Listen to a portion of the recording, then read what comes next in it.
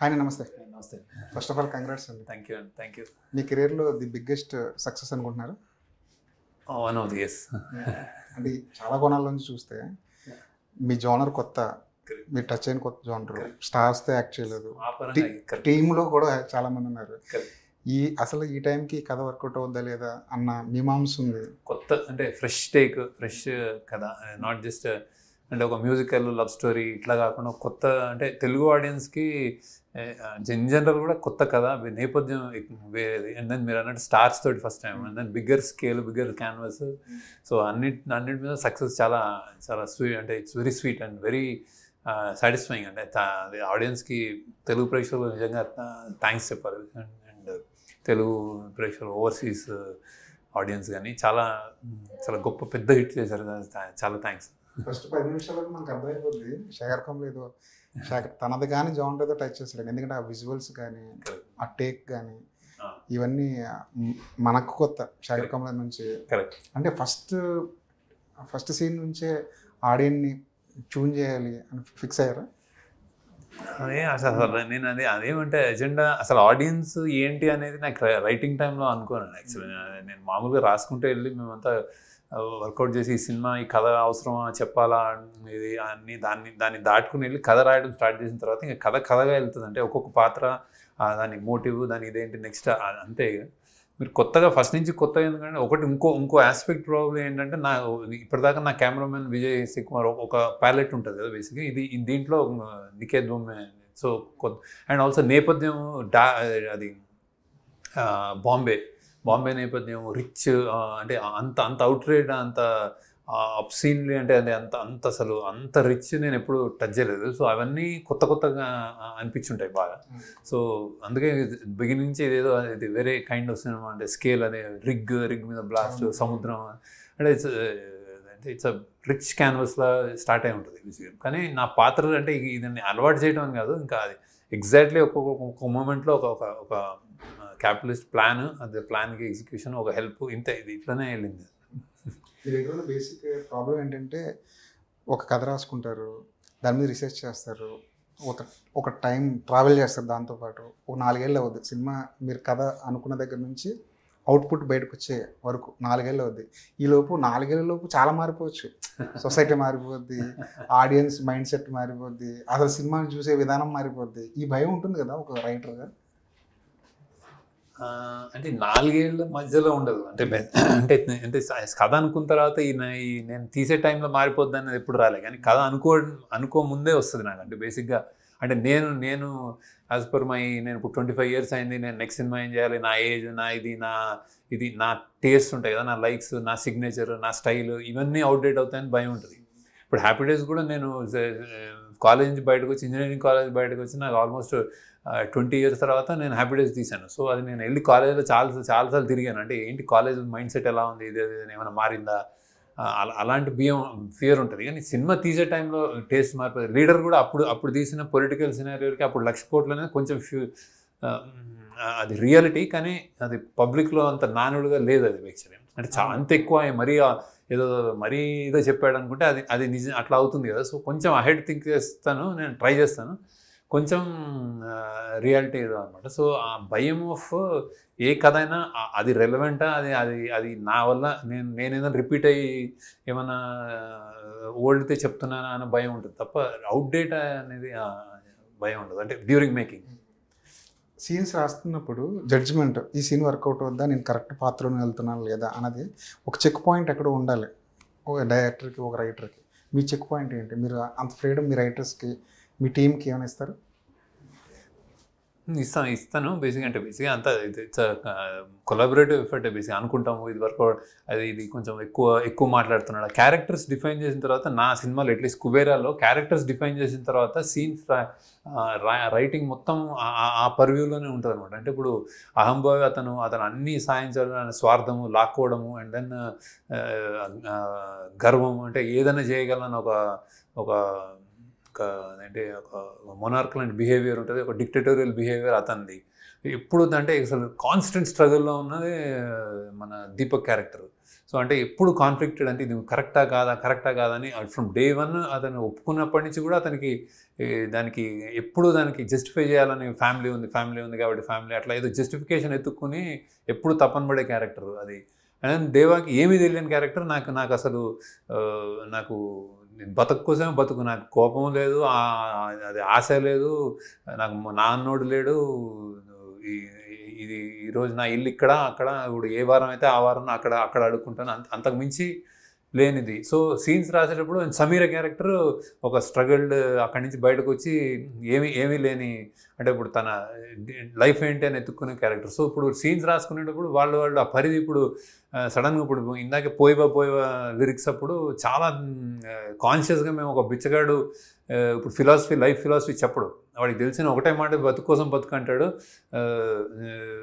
ఆకలేస్తే అన్నం పెట్టమని అంతే కదా. కాబట్టి ఈ చావు అనేది వాడికి ఇష్టం, ఎందుకంటే వాళ్ళ తాత చెప్పాడు కట్టెలు వేసి పంపిస్తే, బాగా గ్రాండ్గా పంపిస్తే వాడు మళ్ళీ బిచ్చగాడుగా పుట్టాడన్న ఏకైక దీంతో వాడి అది నడిపిస్తున్నప్పుడు వాడికి తెలిసిన భాషలో నువ్వు నీ ట్రాఫిక్ లైట్ దగ్గర ఎవరిని ఆపడు అంటే వాడికి ట్రాఫిక్ లైట్లే తెలుస్తుంది.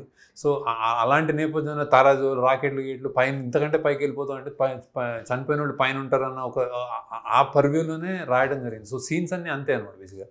సో మా సీన్స్ కౌంటర్ చెకింగ్ ఏంటంటే వర్కౌట్ అవుతుందా పేసింగ్కి, అంటే స్టోరీని ముందుకు వెళ్తున్నాయా అని ఒకటైతే, క్యారెక్టర్స్ అవుట్ అంటే వాళ్ళని కానిది ఏమన్నా మాట్లాడుతున్నారా, వాళ్ళకి కాని ఏమన్నా హీరోయిజం చేస్తున్నారా.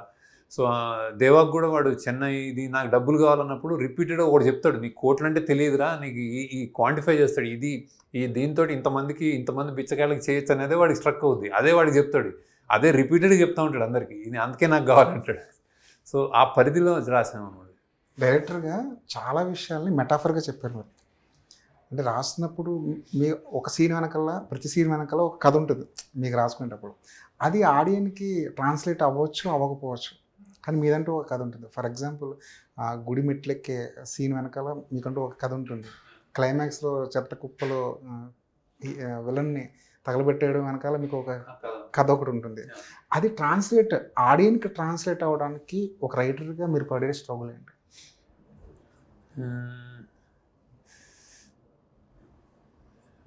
స్ట్రగుల్ అంటే కొన్ని న్యాచురల్గానే వస్తాయి, కొన్ని రాసుకున్న తర్వాత అదేదో ఇది ఇట్లా ఇది కరెక్ట్ కాదు ఇది కరెక్ట్ అని మా టీంలో మేము డిస్కస్ చేసినప్పుడు ఓపెన్గా అందరూ బాగాలేదో బాగుందా అని బాగా అంత డెమోక్రటిక్గా ఉంటాం, చెప్తా ఉంటారు. సో తపన కంటే అది ప్రాసెస్, అది చాలా ఇష్టంగా ఆడియన్కి అర్థమైనా అవ్వకపోయినా రైటర్గా మీ సాటిస్ఫాక్షన్ మీది ఆ సీన్. నేను కొంచెం అవన్నీ ఒక్కొక్కళ్ళు అంటే టీంలో కూడా ఒక్కొక్కరు ఇది అర్థం కాదు అని, అట్లా ఎవరైనా అర్థం అవ్వట్లేదని డైరెక్షన్ డిపార్ట్మెంట్ ఎవరో ఒకరు చెప్తే దాన్ని వాల్యూ తీసుకుని, అది అర్థం కాకపోతే అర్థమయ్యేటట్టు చెప్పాలి అనేది ఎఫర్ట్ ఉంటుంది. అని ఆ జర్నీ అంతా హ్యాపీ స్పేస్లోనే ఉంటుంది. అంటే మనం ఒక క్రియేట్ చేస్తున్నాం అన్న స్పేస్లోనే ఉంటుంది. అంటే స్ట్రగుల్ అవుతాము, స్లీప్లెస్ నైట్స్, హెల్త్ పాడేసుకునే ఎమోషనల్ అదంతా ఉన్నా కానీ ఒక అవుట్పుట్ కోసం వర్క్ టువర్డ్స్ ఆ స్పేస్లోనే చేస్తాము. ఆ లేయర్స్ ఇప్పుడు ఒక బిచ్చగాడు వాడు మళ్ళీ వెళ్ళినప్పుడు వాడి బిచ్చగాడులను వాడు స్ట్రేంజర్ అయిపోయి వాడు లేచిపోయినప్పుడు అది చాలా టచింగ్ సీన్ అనుకుంటుంది మిస్. సో అలాంటిది అంటే మనం అర్థమవుతాయి మిస్. సో ఐ థింక్ అంటే ఆడియన్స్కి అదైతే ఇవ్వచ్చు. ఒక డైలాగ్ ఉంది ఇందులో, వెంకటేశ్వర స్వామి చిత్రపటం వైపు చూస్తూ నీకు వజ్రపు హారం చేయిస్తా అన్నది, దాని వెనకాల కూడా ఏమైనా మెటాఫర్ ఉందంటారు? అదేం లేదన్న. బేసిక్గా ప్రతి ఒళ్ళు ఇప్పుడున్న సమాజంలో ప్రతి అన్యాయం చేసేవాడు, న్యాయం చేసేవాడు, డబ్బులు దోచుకునేవాడు, దొంగ, రాజు, పాలిటీషియను, ఎవరైనా సరే ఎవరి పని వాళ్ళు ఏదో ఒక రీజన్, ఇప్పుడు లీడర్ల డైలాగ్లో ఏదో రీజన్ కోసమే మేము దిగజారుతాము, మేము ఏదో చేస్తాం కదా, ఆ రీజన్ వాడు చేసేటప్పుడు వెళ్ళేటప్పుడు దేవుడికి మొక్కుంటాడు. అంటే మనం అంతా గాడ్ ఫియరింగ్ ఇదే కదా. సో మొక్కుకొని నాకు మంచి జరగాలి, నా కొడుకు మంచి జరగాలి, ఒక పెద్ద ప్రాజెక్ట్ టేకప్ చేశాను అంతే అతండి. సో అది ఇప్పుడు చిన్నప్పుడు దేవాకి నాకు ఆకలి కాబట్టి ఈరోజు అన్నం అని అతంది. సో ఆ బేస్ మనిషికి దేవుడికి ఉన్న సంబంధం తప్ప దానిలో ఏం లేదు. అంటే ఎవడు ఇప్పుడు పాత సినిమాలో చాలా ఉండేవి. అంటే విలన్ చాలా దైవభక్తుడు, ఆ ఫ్యామిలీ కోసం చేసేసుకునేవారు, అట్లా ఉండేది బేసిక్గా. ఈ మధ్య అంటే అది కూడా నేను చెప్తే కరెక్ట్గా అది అంటే జస్ట్ అది రియల్ స్పేస్లో ఉంటాం కాబట్టి అతి క్రూరంగా ఉంటాడు కానీ వాడి ఫ్యామిలీతో వాడి కొడుకు ఏమైనా అవుతాడనో వాడికి భయం అన్న. సో అలాంటి భయం నుంచి వచ్చే దైవభక్తి అది. ఈ సినిమా చిరంజీవి గారికి చూపించారు. మామూలుగా చిరంజీవి గారికి ఒక సినిమా నచ్చితే ఆయన ఒక రివ్యూ రైటర్ అయిపోతారు. అంటే ప్రతి సీన్ బై సీన్ దాన్ని ఎన్హాన్స్ చేస్తూ ఏంటి ఎక్కడ బాగా జరిగింది ఏంటి అని చెప్తుంటారు. మీతో ఆయన జరిపిన కాన్వర్సేషన్ ఈ సినిమా గురించి ఎక్కువ ఆయన ఇది నాగార్జున యాక్టింగ్, దేవ యాక్టింగ్ గురించి మాట్లాడాడు ఎక్కువ ఆయన. అది భలే ఏం చేశాడు, అది అసలు బిచ్చగాడు అసలు. అమ్మ అనగానే అవన్నీ అది చాలా కదిలిపోయి చెప్పాడు ఆయన బేసిక్గా. ఆ తర్వాత నేను మళ్ళీ మాట్లాడలేదు మేము. అంటే అదే మన సక్సెస్ మీట్ ముందు ఆయన చూసిన తర్వాత ఆయన సక్సెస్ మీట్లో చెప్పడం బేసిక్గా. కానీ రిపీటెడ్గా ఆయన నాగార్జున యాక్టింగ్ అసలు భలే చేసావు అని ఒక మాట. అండ్ ధనుష్ పర్ఫార్మెన్స్ బాగా చెప్పాడు ఆయన చాలా. ధనుష్ అసలు అంటే ఇంకా అసలు గాడ్ లైక్ పర్ఫార్మెన్స్ అని, అసలు ఏం చేసావు అని సక్సెస్ మీట్లో కూడా చెప్పాడు. ఎక్కువ కథగా నన్ను మెచ్చుకున్నాడు ఆయన, కొత్త కథ చెప్పామని. కానీ ఎక్కువ దేవ యాక్టింగ్, నాగార్జున యాక్టింగ్ అది అడగలేదు. అది ఆయన మనం అడగలేదు, ఆయన అడగలేదు కాదు బేసిక్గా. సో హీస్ అంటే ప్రాబ్లీ నాకు ఒక అంటే నేనంటే అభిమానం ఉంటుంది బాగా. అంటే ఆనందించి ట్రావెల్ చేసే జర్నీ ఉంది కదా 25 years. సో అది నాకు బాగా తెలుసు. అభిమానం అంటే ఈజ్ లైక్ వెరీ ప్రేమగా ఉంటాడు ఆయన నాతో. సో నేను ఎప్పుడైనా రెడీ అయితే నాకు ఇప్పుడు నమ్మకం అంటే నాకు ఐ థింక్ ఏదైనా రెడీగా ఆయనకి తగ్గట్టే ఏమైనా రాయగలిగితే నేను డెఫినెట్గా చేస్తాడేమో అని ఒక నమ్మకం ఉంది నాకు యాక్చువల్లీ. ఇప్పుడు మీకు స్పేస్ దొరికింది, పైగా ఎలా స్టార్స్తో కూడా హ్యాండిల్ చేయగలన్న కాన్ఫిడెన్స్ మీకు వచ్చింది. అంటే ఈ సినిమా అలాంటివి కూడా ఏదో ఈ సినిమా పర్పస్ అది కూడా ఒకటి అచీవ్ అయినట్టుంది. అంటే నాకు కాదు బేసిక్. అంటే నేను చేయగలను, నేను కథ రాసి వాళ్ళతో చేయించగలను కానీ ఇది ఆడియన్స్ పర్సెప్షన్. నాగార్జున గారిని చూస్తున్నా కూడా ఆయన క్యారెక్టర్లో మౌల్డ్ అయిన విధానం, ఆ స్ట్రగుల్, ఆయన తప్పు చేస్తున్నారని తెలుసు కానీ చేయక తప్పని పరిస్థితి, ఆ స్ట్రగుల్ ఆయనలో బాగా పోర్ట్రేట్ చేశారు. ఆయన ఎక్కడ కూడా మేకప్ వేసుకున్నట్టు ఎక్కడ అనిపించదు. త్రూ అవుట్ ఆయన క్యారెక్టర్లో ఉన్నారు. అలా ఒక స్టార్ హీరో తను తగ్గించుకుని చేయడం కూడా స్క్రీన్కి చాలా మంచిది, ఇండస్ట్రీకి కథలకి చాలా మంచిది. ఆయన కూడా అన్నాడు కదా. సో అంటే ఇప్పుడు అందరూ ఏదైనా కొత్తది అంటే కథలు వస్తే మన స్టార్ హీరోలు ఎంత రేంజ్ కన్నా చేయగలుగుతారు అనేది కూడా ఒకటి ప్రూవ్ అయింది దీంట్లో. So is also very happy. కానీ మాకు కూడా మిగతా హీరోలు కూడా ఈ జోన్లోకి వచ్చేస్తే, స్టార్ హీరోలు, పెద్ద హీరోలు, ఇప్పుడు మోహన్ లాల్ గారు చేస్తున్నారు, మమ్ముట్టి గారు చేస్తున్నారు, మన హీరోలు కూడా ఆ జోన్లోకి ఎప్పుడు వస్తారా అని చాలా మంది వెయిట్ చేస్తున్నారు. నాగార్జున గారు ఒక పాత వేసినట్టు అనిపించింది. నిజంగానే ఆయన చాలా ఆటికి ఆయన పాత వేస్తాడు. ఆయన ఫస్ట్ చేస్తాడు. ఆయన ఒక అన్నమయ్య చేసిన, శివ చేసిన, గీతాంజలి చేసిన. సో ఐ థింక్ ఇది మంచి బిగినింగ్, చాలా మంచి బిగినింగ్. అందరూ ఒకటే క్వశ్చన్ ఏంటంటే ఈ సినిమా చూసిన తర్వాత ధనుష్ కాకపోతే అని ఒక క్వశ్చన్ మార్క్. మన వాళ్ళు ఎవరైనా చేస్తారా, ఒకవేళ చేస్తే ఆ స్థాయిలో ఉంటుందా, చేయగలరా, పెద్ద డిబేట్ జరిగిపోతుంది ఇండస్ట్రీలో. దీనికి ఏమైనా ఆప్షన్ ఉందా, వేరే ఆప్షన్? అంటే అది డిబేటబుల్ అని నాకైతే ఆయన దగ్గరికి వెళ్ళాను యాక్చువల్లీ. ఫస్ట్ చూడాలని అనుకున్నాను. అంటే ఆయన నాట్ ఓన్లీ యాక్టింగ్ అనేది ఆయన చేస్తాడు, ఆయనకు నేషనల్ అవార్డు అది వచ్చింది అని ఆయన ఆహార్యం కూడా అలా ఉంటుంది యాక్చువల్లీ. అంటే ఆయన ఫిజికల్ స్ట్రక్చర్ ఉంటుంది కదా బేసిక్గా. ఇప్పుడు స్ట్రక్చర్ కూడా అంటే ఒక బక్కపల్చగా ఉంటాడు అలాంటి అన్ని కొన్ని అంటే బేసిక్గా ఫిజికాలిటీ కూడా అతని ఫేస్లో ఒక ఇది అన్నీ కలిపి ఇమీడియట్గా అతని దగ్గరికి వెళ్ళాను.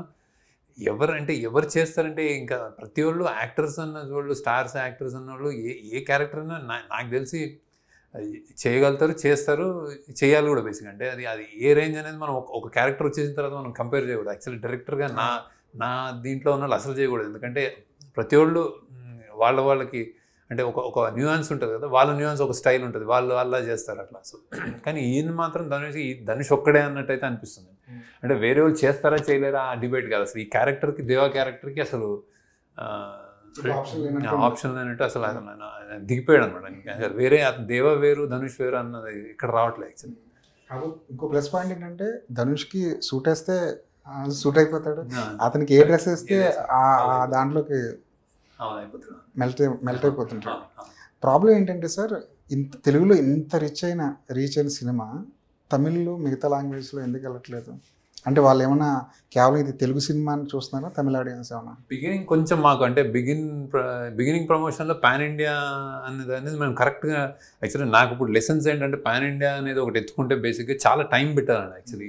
ఈచ్ లాంగ్వేజ్లో ఒక కంటెంట్ పరంగా ఇప్పుడు ఇప్పుడు ఒక పెద్ద యాక్షన్ సీక్వెన్సెస్ ఉన్నాయంటే ఇప్పుడు చాలా పెద్ద యాక్షన్ సీక్వెన్సెస్ ఫైట్లు ఇట్లా ఉంటే అది అందులో తేడా ఉండదు. అందులో ఎఫర్ట్ వేరే లాంగ్వేజ్లో పెట్టాల్సిన అవసరం లేదు. Fight is a fight. So ఒక హీరో కొడుతున్నాడు, విలన్ కొడుతున్నాడు, లేకపోతే ఏరోప్లేన్ ఉన్నది, బ్లాస్ట్ రీజ్లు అంటే ఒక కథ పరంగా జెన్యున్గా ఒక నేటివ్ కథ పోయిట్రిక్ కథ. సపోజ్ ఎన్నో బ్యాక్గ్రౌండ్ స్కోర్ ఇప్పుడు నాది మాది సడన్గా ఇక్కడ ఈ పాట రావాలంటే అరే ఆ మిడ్ నైట్ 12ంటికి నేను దేవిశ్రీ ప్రసాద్ కూర్చొని అరే ఇది పాట పడితే బాగుంటుంది అంటే ఇది మన లిరిసిస్ట్ రాసేస్తే ఆయన రేపు పొద్దున కల్లా ఒకటి రాస్తే ఇమీడియట్గా 5 లాంగ్వేజ్లో దాన్ని రాయించాలి. అంటే ఒకే రోజు రాయిస్తామని కాదు, ఒక ఐడియాని పాన్ ఇండియాకి ఉన్న ప్రాబ్లమ్స్ చెప్తున్నా. అంటే ఒక పాట రాసుకుని ఒక పాట అనుకుని అయిపోయింది అనుకుంటే కాదు, 5 లాంగ్వేజ్లో 5 లిరిసిస్ట్ని పెట్టి అలానే 5 సింగర్స్ని పెట్టి రాయించాలన్నమాట. సో అండ్ అలాంటి అదే యాక్షన్ సీక్వెన్స్కి అక్కర్లేదు. సో యాక్షన్ బ్యాక్గ్రౌండ్ అయిపోతుంది. సో ఇట్లాంటి ఒక ఏదైనా డైలాగ్ చాలా పోయిటిక్గా రాసిన డైలాగు కరెక్ట్ ట్రాన్స్లేషన్ ఏంటి, అది తమిళ్ ఇదేంటి అంటే మళ్ళీ 5 లాంగ్వేజ్లో బెస్ట్ వాళ్ళని పట్టుకోవాలి, వాళ్ళు ఎక్కడ దొరుకుతారు. ఇది దీనికి చాలా మంచి ఐడియా మన దేశంలో ఉన్న పాన్ ఇండియా అన్ని చేయాలనేది. కానీ దానికి టైం నాకు తెలిసి చాలా కావాలి. సో అవి నాకు లెర్నింగ్. ఇప్పుడు తమిళ్లో అండ్ ఇదంతా ఒక ఎత్తు అయితే పబ్లిసిటీ వైజ్ ఆ యాక్టర్లు ఆ స్టేట్లో మనం ఏదైతే ఒక సినిమా ముందుకు తీసుకెళ్ళడానికి ఒక్కొక్కళ్ళు ఎంత కష్టపడుతున్నారో మనకు తెలుస్తుంది, అంటే పబ్లిసిటీ వైజ్. సో ఆ స్టేట్లో కూర్చొని దాన్ని డ్రైవ్ చేసి అక్కడ ప్రెస్ కాన్ఫరెన్స్లో అక్కడ ఇచ్చి అక్కడ ఫంక్షన్లు చేసి అది ఇంకా అసలు వాళ్ళు ఇంకా తిప్పుకోలేని విధంగా చేస్తే తప్ప ఒక రీచ్ అవ్వట్లేదు. సో ఇవన్నీ ఉన్నాయి పాన్ ఇండియా దీంట్లో, అంటే ఒక సినిమా ప్రతి లాంగ్వేజ్లో అయిపోవడానికి. సో ఇట్లాంటి కంటెంట్ ఎస్పెషల్లీ ఒక పెద్ద ఇప్పుడు అది మన రాజమౌళి గారికి, సుకుమార్ గారికి సాధ్యమైంది. ఎందుకంటే అది ఒక larger than life action films అయ్యి. సో అంటే నేను అనుకుంటున్నా నా ఉద్దేశం ఒక చిన్న మామూలు సినిమా రీచ్ అవ్వాలంటే ఇంత ఎఫర్ట్ యాక్చువల్లీ వాళ్ళు పెట్టారు కూడా, అది హిందీకి పెట్టారు అంతా. సో హిందీలో పెట్టలేదు, అన్నీ పెట్టి సపరేట్గా ఎవ్రీ స్టేట్లో చేయాలన్నమాట. సో అంత ప్లానింగ్ ఉంటేనే తెచ్చుకోవాలి. ఇది నా లెర్నింగ్ యాక్చువల్లీ. సో తమిళ్లో మేము అంత అంటే ఇది ఎక్కడో ఇది ఏదో డబ్బింగ్ సినిమా, ఇది ఫస్ట్ తెలుగు సినిమా తెలుగులో తీశారు డబ్బింగ్ అనగానే మొత్తం ఒక్క స్టేట్మెంట్ విల్ జస్ట్ గో. కానీ మీరు 2 లాంగ్వేజ్లో తీసాం అది మేము కమ్యూనికేట్ చేయడానికి కూడా మళ్ళీ అది రిపీటెడ్గా మళ్ళీ చెప్తే డిఫెన్స్ అవుతుంది అనమాట. అది చెప్పుకుంటున్నారు లేదు అని. సో ఒకటి అది వెళ్ళిపోయిన తర్వాత ఇట్లాంటి కొన్ని ప్రాబ్లమ్స్ జరిగినాయి అనమాట. సో ప్రాబ్లమ్స్ అంటే ఇది ఈజీగా వేరే సినిమాలకి అది లెర్నింగ్. నేను అందుకే పదే చెప్తున్నాను, అంటే చాలా టైం పెట్టుకోవాలి యాక్చువల్లీ. ఒక 6 months కాపీ రెడీ అయిన తర్వాత 3-4 నెలలు ఉండాలి యాక్చువల్లీ. అది అంటే అప్పుడు మనం ఒక్కొక్క స్టేట్లో దానికి జస్టిస్ చేసుకుంటూ వెళ్ళొచ్చు. సో తమిళ్లో అలాంటివి కొన్ని జరిగినాయి, కొంచెం టక్కని లేట్ రిలీజ్ అయిపోగానే అని అనుకుంటున్నా బేసిక్ నేను. కాకపోతే అయితే మెల్లగా అది కూడా బాగా పికప్ అవుతుంది యాక్చువల్లీ. కొంచెం వర్డ్ ఆఫ్ మౌత్ అంతా అంటే ఏంటి అనేది. ఎందుకంటే ధనుష్ యాక్షన్ అంటే ఆపలేరు యాక్చువల్లీ. ఇప్పుడు మన సొంత మన స్టార్ ఎవరైనా ఇట్లా అట్లాంటివి చేస్తే మనం ఆపుకోలేము కదా బేసిక్. సో అది జరుగుతుంది మేబీ. ఐ థింక్ కాకపోతే అంటే ఒక తమిళ సినిమా, ఒక తమిళ హీరో చేసిన సినిమా తమిళ్లో బాగుండి తెలుగులో వస్తే మనం దాన్ని రిసెప్షన్ చేసే విధానం చాలా బాగుంటుంది. మన సినిమాలాగా మనం దాన్ని ఓన్ చేసుకుంటాం. కానీ ఈ లక్షణం తమిళ్లో లేకపోవడం అనేది కాస్త విడ్డూరంగా అనిపిస్తుంది. అంటే ప్రజలు లక్షణం అట్లా అది ఉండదండి బేసిక్గా. సినిమా అంతే. సినిమా స్థాయి ఎప్పుడు ఒక సినిమా బయటకు వెళ్ళిన తర్వాత మేకర్స్కి అన్ని చోట్ల ఆడేయాలి, అన్ని చోట్ల కోట్లు 1000 కోట్లు వచ్చేయాలని ఉంటుంది బేసిక్గా. ఆడియన్స్ ఎలా తీసుకుంటారు అనేది మనం ఎప్పుడు సినిమాని అంటే ఆడియన్స్ కంటే సినిమా గొప్ప అనుకోలేము. సో వాళ్ళు నచ్చితే డెఫినెట్గా బ్రహ్మరథం పడతారు, వాళ్ళు మంచి cinema going people. So it's like ఆ తేడా ఉంటుంది అనుకోవట్లేదు నేను. Something when wrong in terms of మేము రీచ్ అవుట్ అయ్యే విధానం, మనం ప్రజెంట్ చేసే విధానం ఏదో తేడా జరిగింది. లేకపోతే ఐ థింక్ ఇన్హరెంట్లీ ప్రతి వాళ్ళు ఇప్పుడు మనం కదులుతాం, ఒక మూవీని చూసి ఎమోషనల్గా కదిలిన తర్వాత ఆపగలిగే శక్తి ఎవరికి ఉండదు. అంటే మనం మనుషులం కాబట్టి అది వెళ్ళిపోద్ది నాకు తెలిసి. నేను అది అసలు అది అనుకోవట్లేదు. రివ్యూలన్నీ యునానిమస్గా 3.25 ఇచ్చేసాయి. అంటే మీ గత సినిమాలతో పోలిస్తే బెటర్ రివ్యూలు వచ్చారు. అవన్నీ చదివారా? చదవండి. ఈ సినిమా నుంచి నేర్చుకున్న ఇంకో లెసన్ ఏమైనా ఉందా? అంటే ఇది చేయకూడదు ఇక ఫ్యూచర్లో ఇలాంటిది. నేను పాన్ ఇండియా అయితే ఇంకో జాగ్రత్త తీయాలని అయితే డెఫినెట్లీ నేర్చుకున్నాను యాక్చువల్లీ. సో అండ్ స్టార్స్ తోటి కూడా నాకు ఫస్ట్ ఎక్స్పీరియన్స్ అంటే ఇంత out right. So I have learning ఉంటుంది. అంటే ఎట్లా నేను నా లీజర్ ప్లేస్లో చేస్తాను. అంటే నాకు జనరల్గా ఉంటే నాకు నా 4-5 నెలలు తీసుకుంటే నేను వాళ్ళతో సినిమా ఇంకా నేను వాళ్ళకి వేరే సినిమా లేదు ప్రపంచం లేదు అన్నట్టు నేను నాకు ప్రపంచం లేదన్నట్టు సరే వెళ్దామని అది అన్ని చోట్ల జరగదు.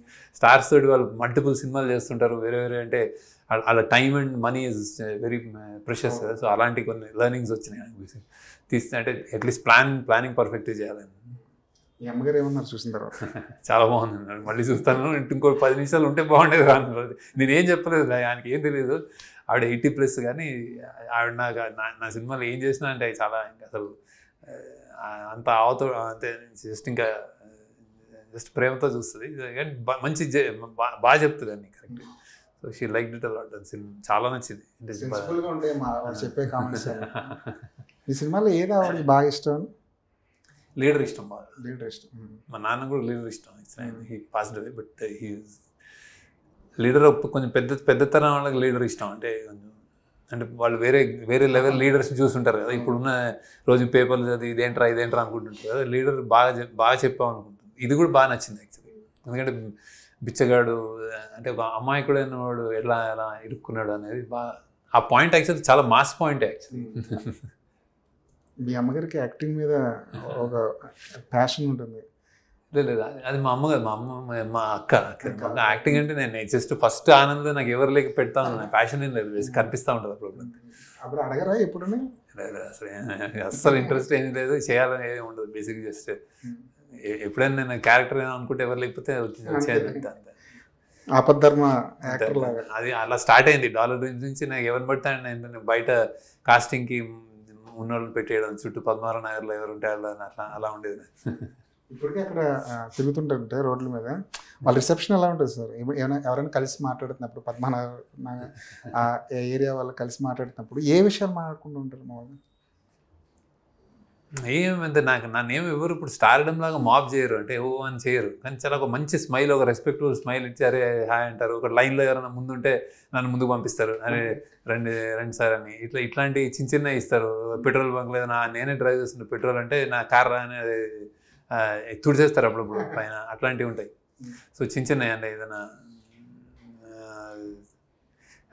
వాకింగ్ చేస్తుంటే ఇలా చిన్న నాడు, ఏదైనా పెద్దోళ్ళు అప్పుడప్పుడు వచ్చి బాధిస్తున్నావు, బాగా తిను అని చెప్తుంటారు. తినని చాలామంది చెప్తుంటారు. ఏంటో నేను నడుస్తూ ఉంటే నువ్వు కొంతమంది అయితే భోంచేసావా అని అడుగుతుంటారు ఏదో టైంకి, ఇట్లాంటివన్నీ జరుగుతుంటాయి. పెద్ద నాకు వేరేగా ఏమి ఇవ్వరు. అక్కడ మెడికల్ స్టూడెంట్స్ వాళ్ళు అప్పుడప్పుడు సెల్ఫీలు దిగుతూ ఉంటారు. దూరం వేరే స్టేట్స్ నుంచి వస్తారు, వాళ్ళకి కొంచెం ఇంట్రెస్ట్ ఎక్కువ ఉంటుంది. అక్కడంతా ఇంకా నేను ఆలలో మంచిగా అంతే. ఈ కథ రాసే ప్రాసెస్లో తీసేసిన తర్వాత సినిమా రిలీజ్ అయిపోయిన తర్వాత బయట కార్లో వెళ్తుంటే ఎవరైనా ఒక బిచ్చగాడు మీ డోర్ తట్టి చూసే విధానం మారిందా? చూసే కోణం డెఫినెట్గా మారింది నాది. అది నాకు ఎప్పుడు అంటే ఈ సినిమా చేయకముందే మన అందరి విషయంలో కామన్గా ఏమవుతుందంటే, బిచ్చగాడు వచ్చినప్పుడు ఎవరైనా అడిగినప్పుడు, ఏ బిచ్చగాడు అమ్మాయి అబ్బాయి ఎవరో ఒకటి డోర్ కొట్టినప్పుడు అడిగినప్పుడు మనకు రెండు నడుస్తాయి, మనకి 2 జరుగుతాయి. ఒకటి మనం చాలా బిజీగా ఉంటే అసలు ఆ మూడ్లో అసలు మనకు పట్టించుకోము. సడన్గా ఇంకో రోజు some other day when you're something, when you're peace with yourself, or when you're పని లేదంటే ఇలా చూసి అరే వేద్దామని అనుకుంటుంది. ఇంకో రోజు ఈ నన్ను మోసం చేస్తున్నాడు రా అనుకుంటుంది అని ఇవ్వకూడదు. నిన్ను జస్టిఫై చేసుకుంటావు. ఎవరో చెప్తారు వెనకాల ఇట్లా కాదు, నాకు ఇక్కడ యూట్యూబ్లో చదివాను, ఏదో గ్యాంగ్ ఉంది, మాఫియా ఉంది, ఏదేదో జరుగుతూ ఉంటాయి మొత్తానికి. కానీ అది మనం చేస్తాం అదేదో సంథింగ్. సో ప్రాబబ్లీ ఆ స్ప్లిట్ సెకండ్ డెసిషన్, అంటే ఇది వేద్దామా వద్దురే అని ఉంటుంది కదా, ఆ స్ప్లిట్ సెకండ్ డెసిషన్ ఏమైనా మారుతుందేమో ఈ సినిమా తర్వాత. నాకు అది మారింది. అంటే ఏముంది, ఏం వేసినా కానీ వాడేం మెడల్ కట్టుకోడు, వాడు పెట్టుకోడు, మనకేం నష్టం ఉండదు. సో ఏదో ఎత్తుక్కుని ఇచ్చేసి ఇంత అనాలిసిస్ అక్కర్లేదేమో, జస్ట్ ఒక అంటే వాడు నిన్ను మోసం చేస్తున్నాడా, అంత అనాలిసిస్ అవసరం లేదా అన్నది వస్తుందేమో సినిమాకి అని అనిపించింది, నాకు అనిపిస్తుంది. నేను యాక్చువల్లీ ఈ పాయింట్ నేను చాలా ముందు నుంచి చెప్తా ఉండేవాడు. అంటే చాలా లైఫ్లో కొన్ని మనం అదే లిఫ్ట్ ఎక్కుదామా, స్టేర్స్ తీసుకుందామా, మెట్లు ఎక్కుదామా అంటే ఇట్లా సరే ఇది అలానే వేద్దామా వద్దా, ఇదే ఉంటుంది మన మనిషి. అంటే మనకున్న బిజీ జీవితాల్లో మనం ఏమి ఇంకా వాళ్ళని ఉద్ధరించాము, వాళ్ళ గురించి వాళ్ళ బ్యాక్గ్రౌండ్ తెలుసుకోవాలని ఏమి ఉండదు. కాకపోతే ఆ మూమెంట్ ఒకటి ఇచ్చి సరే ఎంత చేసినా వాడు నన్ను మోసం చేయడానికి నేనేం వాడికి అప్పు ఇవ్వట్లేదు, వాడు ఎగ్గొట్టట్లేదు. వాడు ఏం తింటాడు మ్యాక్సిమం అంటే చిన్నపిల్లలు ఉంటారు, చిన్నపిల్లల మీద కోపం వస్తుంటుంది వీళ్ళు అసలు వాళ్ళు వదలరు అప్పుడప్పుడు. అంటే మేబీ అది ఏదో బ్యాక్గ్రౌండ్ ఎంత ఎంత దారుణమైన బ్యాక్గ్రౌండ్ నుంచి అక్కడ ల్యాండ్ అయ్యారా అన్నది ఒకటి ఏదైనా అనిపిస్తుందేమో అనిపిస్తుంది నాకు. అలాంటిది ఏదైనా చేంజ్ వస్తుందేమో అని చేస్తే అంటే ఏమైనా చేస్తే పోలే అని. అది ఇంకా బిగ్గర్ థింగ్స్ నేను వాళ్ళకి ఏదైనా చేస్తానన్నది ఇంకా గొప్ప. అది ఇంకా మేబీ అంత మారితే ఇంకా గ్రేట్. మేబీ ఒక చిన్న రెస్పెక్ట్ అంటే బేసిక్గా వీళ్ళు నన్ను మోసం చేయడానికి అడుక్కోవట్లేదు అన్నది అయితే ఉంటుందేమో బేసిక్. ఎందుకంటే ప్రతి ఒక్కరికి ఒక పెద్ద ఒక అదేం ఇష్టంగా ఎవరు చేయరు యాక్చువల్లీ. సో అదేదన్నా వస్తుందేమో అని. చేయి చాచడమే వాళ్ళని చంపుకుని చేయి చేస్తారు. సో అది అండ్ మన కల్చరల్ లైక్ ఇప్పుడు నాకు అంటే బేసిక్గా కల్చరల్ మనం బిచ్చగాళ్ళకి మనం కొంచెం ఎప్పుడు వాల్యూ ఇచ్చేవాళ్ళం, ఈ మధ్య తగ్గిపోయింది యాక్చువల్లీ. వేటూరి గారు ఉంటే ఈ పాట ఆయన చేతిలో పెట్టేవాడిని అనిపించిన సందర్భం ఏంటి సార్ ఈ సినిమా వరకు? అన్నీ పెట్టేవాడిని. వేటూరి గారు అన్నీ చెప్పేవాడు. వేటూరి గారు, సిరివెన్నెల గారిని కూడా చాలా మిస్ అయ్యాను. చాలాసార్లు అనుకున్నాను. అంటే కన్సెప్షన్లోనే వాళ్ళు ఒక డైరెక్షన్ ఇచ్చేస్తారు. అంటే అత్యంత నాకు సిరివెన్నెల గారు నేను ఎక్కువ చేయలేదు, నాకు వేటూరి గారు రాశారు. కానీ సిరివెన్నెల గారి స్థాయి తెలుసు నాకు. ఇలాంటి సోషల్ ఇది ఉన్నది ఆయన విజృంభిస్తాడు. ఆయన అంటే ఆయన అసలు నిద్రపోడు. అంటే ఇది ఒక 1 year తీస్తే 1 year ఆయన మెలుకుని ఉంటాడు. నాకు ఆ సిగరెట్లు తాగుతూ ఆయన నాకు కళలో మెదులుతూనే ఉన్నాడు. నేను ఎప్పుడు ఎక్కువ పని చేయలే కానీ ఆయన అలాంటి వాడు. వేటూరి గారు ఇంకా అసలు అలవోగ్గా రాసేవాడు కానీ అసలు మార్చి దీన్ని అసలు ఎక్కడికో తీసుకెళ్ళాడు ఆయన. సో ఇద్దరు చాలా మిస్ అయ్యాను యాక్చువల్లీ. అంటే మీరు క్వశ్చన్ అడుగుతున్నారు ఎందుకు అడిగారో మీరు నాకు క్వశ్చన్, కానీ అది చాలాసార్లు మిస్ అయ్యాను యాక్చువల్లీ. అంటే అది నా వేటూరి గారితో నా జర్నీ అది. ఆయన లీడర్ రాశారు కదా, ఆయన ఎట్లా రాస్తాడు, ఆయన ఏంటి, ఆయన ఎక్కడికి తీసుకెళ్తాడు ఒక దీన్ని అనేది కష్టం చాలా. అంటే చాలా గొప్ప అంటే మనం అత్యంత గొప్ప క్రియేటివ్ జీనియస్ అని కోల్పోయాం యాక్చువల్లీ మనం. అంటే అది నాకు యాజ్ అ మేకర్ ఒక రైట్ హ్యాండ్ లెఫ్ట్ హ్యాండ్ ఇంకా ఏం లేదన్నమాట. దిక్కులని ఇదిలా ఉంటుంది యాక్చువల్లీ. వాళ్ళిద్దరు చాలా గొప్ప వాళ్ళు. వేటూరి గారిలో, సీతారామ శాస్త్రి గారిలో మీరు గమనించిన వేరియేషన్స్ ఏంటి సార్? ఈయన సరస్వతి పుత్రులా ఉంటాడు. ఆయనకి ఏమి అసలు ఈ టెన్షన్ ఉండదు. చెప్పిన గంటకి ఆయన ఎంత కాంప్లెక్స్ అయినా చేసేస్తాడు వేటూరి గారు. ఈయన అసలు ఆయన హెల్త్ సగం మొత్తం రక్తం చెమట అసలు ఆయన పీస్ ఆఫ్ మైండ్ అన్నీ వదులుకొని రాత్రి బోర్డు కూర్చొని ఒక్క సెంటెన్స్ ఇది కాదు, ఇలా చెప్పకూడదు, అలా చెప్పాలి, ఇలా చెప్పకూడదు అని నేను 2 రాయించుకున్నాను ఆయనతో. ఆయన నాకు తెలుసు. 2 పాటలు నాకు ఫిదాలో ఒకటి రాశాడు, ఏదో జరుగుతుందని ఒకటి, ఇంకోటి మన అనామికలో రాశాడు. సో కానీ నాకు ఎప్పుడు నాకు చాలా ఆత్మీయంగా ఉండి నేను ఇప్పుడు ఎన్నోసార్లు వెళ్ళాను ఆయన. అంటే ఆయన ఇంటికి నేను మామూలుగా ఉత్తనే టైం స్పెండ్ చేస్తాను ఆయన. ఎందుకంటే ఆయన అలాంటి వ్యక్తి. అంటే చెప్తాడు, ఏవో విషయాలు చెప్తా ఉంటాడు. అండ్ ఆయనకు లీడర్ చాలా ఇష్టం. లీడర్ని ఎంత ఫాలో అయ్యేవాడు అంటే అతను ఇంతకంటే పొలిటికల్గా ఇంకా నువ్వు చెప్పగలిగింది ఎవరు చెప్పలేడు శేఖర్ అనేవాడు. అలా ఆయన నోటి నుంచి వచ్చారన్నమాట. అది 10 years అవుతే మళ్ళీ దానికి మెసేజ్ అంత ఫాలో అయ్యాడు ఆయన. వేటూరి గారిని తొలిసారి కలుసుకున్న సందర్భం ఆయన గుర్తుంది సార్ ఇప్పుడు పర్టికులర్గా? నేను రాశాను కూడా తొలిసారి ఆయన ఇంటికి వెళ్ళాను నేను, రాధాకృష్ణ. నేను సిక్ ఇప్పుడు ఆయన కొంచెం ఆయనకి హెల్త్ బాగాలేదు, పడుకున్నారు. ఆయన లోపల రూమ్లోకి రమ్మంటే వెళ్ళి కూర్చొని పక్కన కూర్చొని నేను చెప్పుకుంటూ పోయాను. ఒక 1/2 hour మాట్లాడిన తర్వాత టీ తాగుతావా అన్నాడు. టీ తాగిన తర్వాత మళ్ళీ తాగుతారా, ఇంకో టీ తాగుతారా అన్నాడు. ఆయన ఇంటున్నాడో లేదో నాకు తెలియదు అసలు. అన్నీ చెప్పిన తర్వాత ఇవన్నీ రాసిచ్చే నాకు అక్కడ రాసిచ్చి అక్కడ పెట్టండి మీరు అని వెళ్ళిపోమన్నాడు. నాకు అసలు ఆయన అంటే ఆ తర్వాత నుంచి నాకు తెలిసింది ఆయన వింటూ ఉంటాడు, ఆ పదాలు అలా వేస్తూ ఉంటాడు. అని ప్రాప్తం అనుకో ఈ బ్రతుకే, ప్రాప్తం అనుకో నీ బ్రతుకులాగా, అలాంటివన్నీ నేను ఏదో ఇంగ్లీష్లో ఏదో రాసిన పదాలు అవన్నీ దానికి తెలుగులో ఆ ట్యూన్కి కట్టి అవన్నీ చేసి ఆయన నిలబెట్టాడు. ఆయన మీకు తర్వాత నుంచి చాలా ఫ్రెండ్ అయిపోయాడు. నేను చాలా ఆత్మీయంగా ఉంటాడు. అంటే ఆల్మోస్ట్ కొడుకులా అంతే. ఆయన ఎక్కువ ఎక్స్ప్రెసివ్ కాదు. సో బట్ అంటే సరస్వతి ఇట్లా ఆడుతూ ఉంటుంది ఆయనకి అంతే. బాగా లోలో ఉన్నప్పుడు మీరు రిపీటెడ్గా వినే పాట ఏంటి? అలా ఒకటేముండదు, నేను మ్యూజిక్ వింటూ ఉంటాను, బాగా వింటాను చాలా మ్యూజిక్. ఏదంటే అది ఏదైనా నాకు స్ట్రైక్ అయితే వింటూ ఉంటాను. లో హై అని కాదు. నాకు హిందీ పాటలు, మొహమ్మద్ రఫీ పాటలు, మా గురుదత్ పాటలు ఏవో ఉంటాయి, గజల్స్ ఒకటని కాదు. ఒక సడన్గా మళ్ళీ అన్నమాచార్యకి వస్తాను. తర్వాత నాటకాలు వింటాను అప్పుడు. అంటే ఏదంటే అది మ్యూజిక్ బాగా వింటాను. మన బాలకృష్ణ ప్రసాద్ గారు చనిపోయినప్పుడు నాకు చాలా, అంటే ఆయన కూడా చాలా క్లోజ్. మన గరిమెళ్ళ ఆయనతో ఆయన నాకు అంటే అన్నమాచార్య ఇంట్రొడక్షన్ ఆయన నాకు యాక్చువల్లీ. ఆయన ఇంటాను ముద్దుగా రేసు నా సినిమాల్లో ఉంటాయి, అన్నింటిలో రాల్ డ్రీమ్స్ నుంచి ఉంటాయి అన్నీ.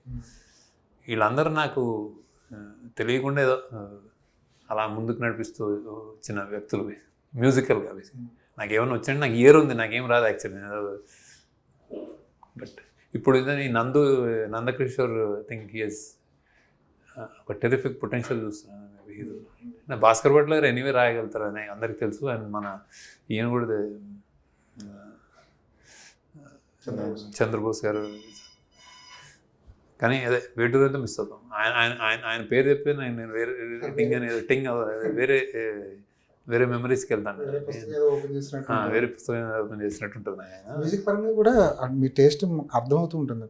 ఒక్కొక్కసారి ఒక జోన్లో ఉంటారు, ఒక్కొక్క మ్యూజిక్ డైరెక్టర్తో పనిచేస్తుంటారు. వాళ్ళతో పోలిస్తే దేవిశ్రీ ప్రసాద్ ఏమనిపిస్తుంది వాళ్ళతో పోలిస్తే? ఎందుకంటే వేరే సెపరేట్ జోన్ ఇది. ఆయన టాలెంటెడ్, ఆయన ఏమైనా చేయగలుగుతాడు. దేవిశ్రీ ప్రసాద్ కూడా చైల్డ్ ప్రాడిజీ అనిపిస్తుంది. ఆయన ఎప్పటి నుంచి మ్యూజిక్ చేస్తున్నాడు, ఎప్పటి నుంచి ఎన్ని హిట్లు, ఎన్ని నెంబర్లు. అసలు పాన్ ఇండియా మనం ఎంత రాకముందే అంటే అమలాపురం బన్నీ సినిమాలు అవన్నీ నార్త్లో ఊపేసినాయండి. యాక్చువల్గా మనకు తెలియని విషయం, చాలాసార్లు చెప్తూ ఉంటారు. ఇదేంటి మన మలయాళంలో ఊపేసినట్టు అక్కడ నార్త్లో ఇవన్నీ చాలా పెద్ద హిట్లు అన్నీ. సో ఎప్పటి నుంచి ఏం చేశాడు, ఎన్ని బ్లాక్ బస్టర్లు, ఎన్ని నెంబర్, అసలు సామాన్యం కాదు. సో అతనికి ఈ కమర్షియల్ అంటే మనుషుల్ని కమర్షియల్ అనేది పేరు పెట్టి తగ్గి అనిపిస్తుంది. మనుషుల్ని అదేంటి ఊహించి ఊపేసే గుణం ఉంది ఆయన మ్యూజిక్కి. సో ఆయన ఏమైనా చేయగలుగుతాడు యాక్చువల్లీ. ఇది ఈ మంచి ఇంటరాక్షన్. నాకు అందరూ అంటే బేసిక్గా మ్యూజిషియన్స్, మ్యూజిక్ లవర్స్ నాకు ఆల్మోస్ట్ ఏదో వాళ్ళకి ఒక గాడ్లీ ఒక నేచర్ ఉంటుంది, ఒక సెన్సిటివ్ గాడ్లీ నేచర్ ఉంటుంది. ఒక మెత్తడ్ మనుషులు అంటే వాళ్ళకి క్రియేషన్ అనిపిస్తుంది. వాళ్ళు ఎవరైనా అది ఇళ్ళన్నా వాళ్ళైనా కావచ్చు, నాకు మంచి జెల్ అవుతాను. అంటే నేను నా సినిమాల్లో అలాంటి మెథడ్ విషయం ఏదో ఉంటుంది. సో అది చెప్పి చేయించుకున్నప్పుడు అది లిరిసిస్ట్ కానీ రైటింగ్ కానీ ట్యూన్ కానీ ఇట్స్ మంచి మ్యాజికల్ ప్రాసెస్. అది బెస్ట్ నాకు వేటూరు గారితో ఉండేది బాగా. సో ఇప్పుడు వీళ్ళందరితో కూడా ఒక కొత్త చంద్రబోస్ కూడా చాలా 2 versions 3 versions రాశారు. ఆయన జనరల్ ఒక వెర్షనే అనుకుంటా. మేము కూర్చొని ఇది కాదు అది కావాలని నాకు అది ఇమీడియట్గా కూడా చెప్పాను. నేను అది రాత్రి వెళ్ళిన తర్వాత నేను బాగానే ఉందంటాను మొహమాటానికి అట్లా. తర్వాత రాత్రి వెళ్ళి ఇంకేదో చేయాలని మెల్లగా ఇప్పుడు అర్ధరాత్రి కాల్ చేస్తాను మళ్ళీ. ఆయన మెల్లగా నాతో అది నువ్వు అసలు ఎలా పనిచేసేవాడు వేటూరు గారితో అది అడిగాడు. అడిగే చనువు ఉండేది సార్ మీకు? మళ్ళీ తర్వాత ఇది నేను చెప్పే విధానం ఇది మీ స్థాయి కాదనేవాడిని. ఇది ఏంటి సార్ ఇదేంటి ఇదేనా అనేవాడిని. అట్లాంటి ఏదో చనువు వచ్చింది నాకు. సో అది సరదాగా ఉండేది యాక్చువల్లీ. ఆయన అలానా అండి అనేవాడు. ఆయన నన్ను ఇలా చూసేవాడు, ఇంకేమైనా మాటలుండే కదా. తర్వాత సరే సాయంత్రం ఎప్పుడో వచ్చి చెప్పేవాడు ఆయన. సో సరదాగా ఉండేది. ఎక్కువ ఏం వర్షన్ అండి అసలు 2వ వెర్షన్ 3వ వెర్షన్ అంతేం కాదు. కానీ ఏదైనా అప్పుడన్నా ఏదైనా ఇప్పుడు మనసావాచాలు అట్లా అదేంటి మన రామచక్కని సీతకి ఇత్తకలడ సీత చెడిన అలాంటివన్నీ అలాంటి పదాలు ఇట్లా మనకు అర్థం కానీ ఏవో కాదు, ఇట్లాంటివి ఉండాలి, ఇట్లాంటివి రాయగలుగుతారు కదా మీరు ఇదంటే అసలే ఉండు అని చెప్పి ఇట్లా ఆయన్ని రాసేవాడు.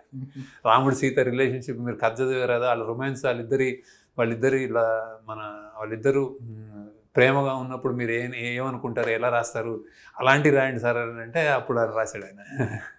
అలా చెప్పేవాడిని. ఎత్తగారులా సీత చేయడం అంటే ఆల్మోస్ట్ మన ఇంట్లో ఇద్దరు ఎలా ఉంటారో ఆయన రామతత్వం, ఆయన మా భక్తుడే.